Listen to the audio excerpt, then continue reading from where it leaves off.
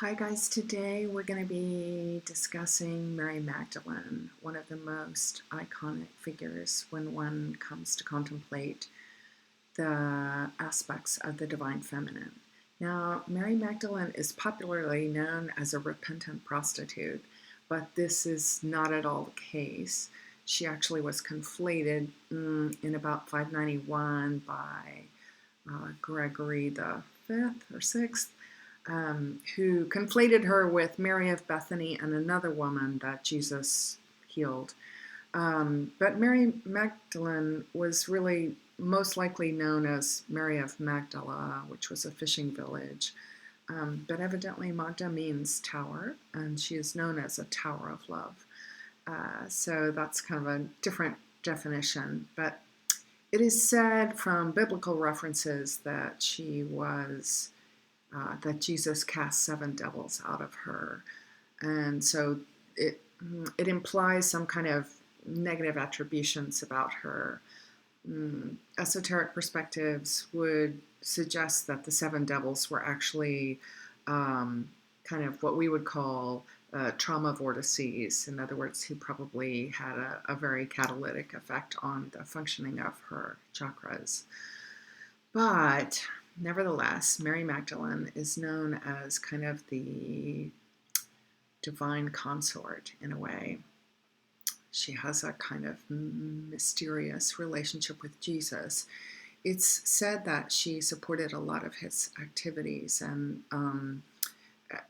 somehow was like this wealthy woman who was a major contributor to his activities.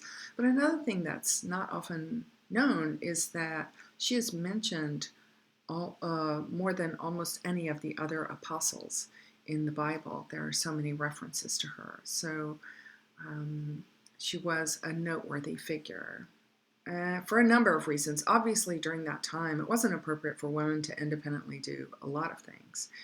So her unique role among Jesus' disciples is definitely a stark contrast to the others. But also she is known as a mysterious figure who may or may have not been the sacred companion of Jesus. None of us knows for sure, but texts have been shining light on the implications of that.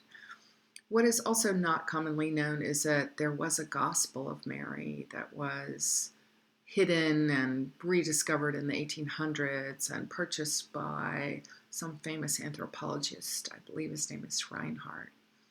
But without taking us too far off topic, I think what's interesting to bear in mind about Mary Magdalene is that she had a very sacred kind of energy that's really important for people who are on the path, and she represents a lot the divine feminine. And there are other kind of symbolic references about Mary that are worth contemplating. And one is that she was one of the figures who discovered the empty tomb. And so for a woman to begin to bring attention to something as remarkable as an empty tomb, again, places her in this highly unusual, highly controversial role. And she brought this news. And so for the reasons that she is an unconventional messenger, she is generous in spirit and in deed, and that she took a very maverick role in her culture not often understood. She is seen often as the hint of the Aquarian age that succeeds the Piscean age. Now, I do practice astrology, but I try to keep these discussions a little bit astrology free, but it's important to bear in mind that we are actually at the nexus of two great ages, and that hints a lot of the changing beliefs, changing practices and stuff. The Piscean age, which was quintessentially the birth of Christianity, might be best symbolized by the very marked references in the Bible to Jesus being a fisher of men, and that when Christianity was illegal, one secret Christian would draw half of the ark of a fish, and another secret Christian would draw the other half, and then they would know that they were both of the Christian flavor. An age tends to last about 2,000 years, and so we are now in the early days of the Aquarian age. And the Aquarian age, the Aquarian is the water bearer.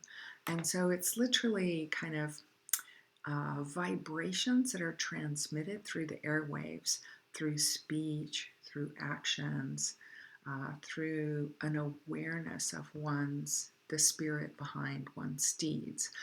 So Mary Magdalene is known as the hint or the harbinger of the Aquarian age. That's all I'm going to say for now, but we'll discuss more when we're together. Thanks for listening. Bye.